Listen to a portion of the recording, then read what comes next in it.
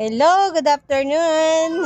Kasi Ate Des, may mga may mga gustong magtanong sa akin.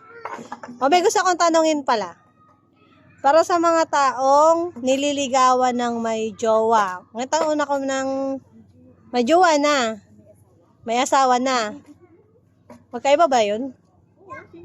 Yung magjowa, hindi pa kasal. Ganun yun? Hindi, yung mga partner na kayo na. Mga partner na kayo, tapos tapos nanliligaw pa din. Payag ba kayo?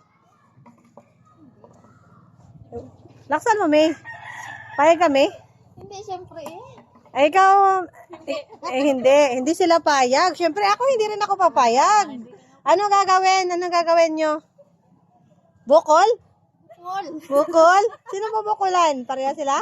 Dalawa sila, siyempre. Dalawa sila. Nako, malas naman ang babaeng papatol sa mga asawa nito. Talagang may bukol. Parang ako lang, bukulan. Magpapahuli. Ay, kung mahuli bukol. Oo, wag daw magpapahuli. Yung sa mga boys, wag magpapahuli pag nahuli daw. Bukol. Ayaw nila magpakita sa camera. Gusto po nila ay boses lang. Baka makwan kami.